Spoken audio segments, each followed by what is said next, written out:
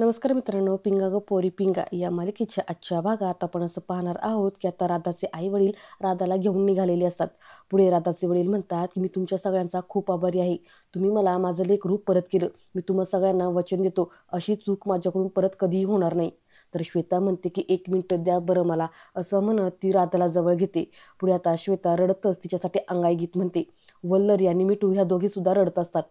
तर आतमध्ये तेजा सुद्धा फार रडत असते. त्यानंतर पुढे आता राधाला तिचे आई वडील तिथून घेऊन जातात. त्यानंतर आता थोड्या वेळाने तेजा बाहेर येते. वल्लरी म्हणते, तेजाताई तुम्ही ठीक आहात ना?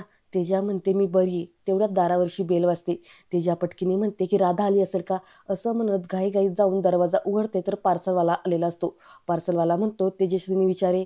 तेजा म्हणते, मीच आहे. तर तो पार्सलवाला तिच्याकडे तिचं पार्सल देतो. आता श्वेता म्हणते, काय मागवलं होतंस ग? तर पुढे आता तेजा ते पार्सल खोलते तर आतमध्ये राधासाठी तिने क्यूट क्यूट कपडे मागवलेले असतात. एक बाहुली सुद्धा मागवलेली असते. आता ते पाहून ती फार इमोशनल होते आणि म्हणते की हे बघा ना, मी खूप सॉफ्ट सॉफ्ट कपडे राधासाठी मागवले होते. ती खूप कम्फर्टेबल झाली असती. आणि हे बघा, तिच्यासाठी ही डॉल पण मागवलेली आहे. ती खूप खेळली असते हिच्यासोबत, हिने सोडलीच नसते, असं म्हणून फार भावुक होते. तर आता ह्या पिंगा गर्ल्स सगळ्यात जणी राधाच्या आठवणीमध्ये फार भावुक होतात. तर आता वल्लरी स्वतःच रडत तेजाला सावरण्याचा प्रयत्न करत असते आणि म्हणते की तिच्या ताई, अहो तुम्ही शांत व्हा प्लीज, स्वतःला सावरा. तेजा म्हणते, किती वाजले? अरे बापरे, आता तर राधाच्या दुधाची वेळ झाली. तिला भूक लागली असेल ना, रडत असेल का ती? बिचारीला त्या लोकांनी काही खायला दिलं असेल का? परत ती स्वतःहून म्हणते की नाही, आता तर ती तिच्या आईजवळ आहे ना, तिच्या आईने तिला दूध पाजलं असेल. आता तिला माझी कसली आठवण येते? तिला माझी आठवण नाही येणार का ग? तिला मी नाही आठवणार का? मला खूप तिची आठवण येते राधाची. ती परत नाहीच येणार ना इकडे. तिचं रडणं, तिचं हसणं, तिचं बोलणं, तिचा वास, मला खूप खूप आठवण येणार आहे तिची. मी सतत तिची आठवण काढत राहणार आहे. मी काय करू ग, मी काय करू, असं म्हणत त्याच्या फार रडत असते. आता श्वेता तिला म्हणते, शांत राहते जा. हे बघ, आम्ही सगळ्यांनी राधाला सांभाळलं, पण तू खऱ्या अर्थाने तिची आई झालीस बघ. आम्ही कोणीच एवढं तुझ्या एवढं तिच्यावरती प्रेम नाही करू शकलो.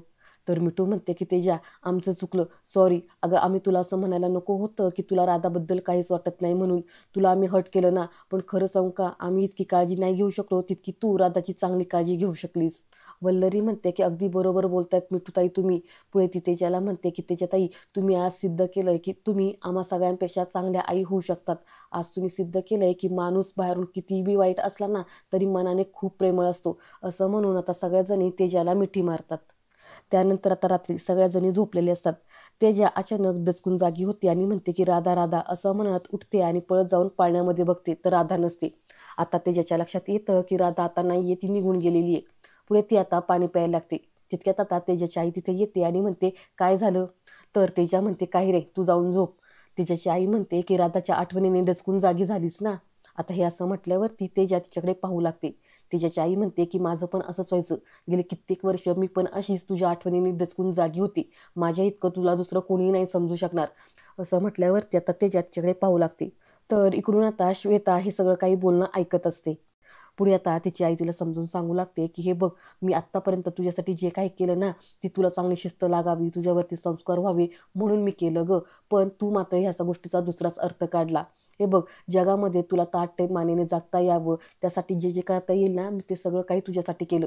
आता जर राधा तुझ्याकडे वाढली असती ना, तर तू सुद्धा तिच्यासाठी, तिला सक्षम बनवण्यासाठी सगळं काही केलं असतंच. हे सगळं काही मी तुला केलं, पण ते मात्र तू काही समजू शकले नाहीस. तू त्याचा दुसरा अर्थ काढला. तुला एक उदाहरण देऊ का तेजा? हे बघ, जर समजा राधा एखादा चालता दिवा हातात धरायला गेली असती आणि तो दिवा विझेल या भीतीने तू तिला थांबवलं असतंस का, तिचा हात भाजेल या भीतीने तू तिला थांबवलं असतंस? तर आता तेजा रडतच म्हणते की राधाचा हात भाजेल म्हणून थांबवलं असतं. तर तेजाची आई म्हणते, तेच तेच मी केलं तेजस्विनी. हे बघ, तुझ्या काळजीपोटीच आणि तुला चांगलं आयुष्य द्यावं ही माझी जबाबदारी होती, याच भावनेनं मी हे सगळं केलं. पण जर माझी काही चूक झाली असेल तर, असं म्हणत आता तिची आई तिच्यासमोर हात जोडते. तर तेजा तिच्या आईचा हात पकडत म्हणते, तू सॉरी नको बोलूस. I am really sorry. मीच चुकले ग. I am really sorry. आता राधा माझ्या आयुष्यातून निघून गेली, त्यामुळं मला सगळं कळतंय. मी मुलगी म्हणून खूप चुकली. मुलीसारखं मी कधीच वागले नाही, पण तू कायम माझ्याशी आईसारखीच वागत आली.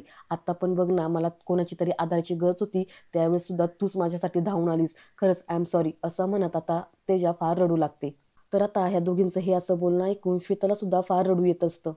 तेजाची आई म्हणते की ऐक ना बाळा, तुला एक सांगू का, हे सगळं जे घडलं ना, ते सगळं वल्लरीमुळे घडलं. तेजा म्हणते, काय? तर तेजाची आई म्हणते की हो, वल्लरीचा मला फोन आला होता. तेव्हा मी तिच्याशी हे सगळं काही बोलले.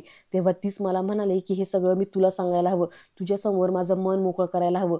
मग तिनेच आम्हाला फोन करून इकडे बोलवून घेतलं. तर तेजा म्हणते काय हे सगळं वल्लरीने केलं? तर आता वल्लरी बाहेरून ह्या दोघींचं बोलणं ऐकत असते. आता ह्या दोघींमधला मन मिटला म्हणून वल्लरी फार खुश होते आणि देवासमोर हात जोडते. तितक्यात आता तेजा बाहेर येते आणि तिच्यासमोर उभी राहते. आता तेजा तिला म्हणते की तू आईबाबांना फोन करून इकडे बोलवलंस. वल्लरी म्हणते की ते काय झालं तेजाताई? तितक्यात आता तेजा तिला कडकडून मिठी मारते आणि म्हणते की थँक्यू सो मच, खरंच तू खूप ग्रेट आहेस. तर आता श्वेता पण तिथे आलेली असते. तितक्यात आता मिठू म्हणते काय झालं ग? तर श्वेता तिला म्हणते काही नाही, जे झालं ना ते सगळं काही चांगलं झालं, तुझीच कमी, ये पटकिनी, असं म्हणून आता त्या मिठूला बोलवतात आणि एकमेकींना मिठी मारतात. त्यानंतर आता दुसऱ्या दिवशी सकाळी तेजा ही घरात नसते. सगळ्याजणी एकमेकांना विचारत असतात की तेजा कुठे गेली, तेजा कुठे गेली. तेवढ्यात आता तिथे तेजा येते. आता वल्लरी तिला विचारते काय हो तेजा ताई, कुठे गेल्या होता तुम्ही?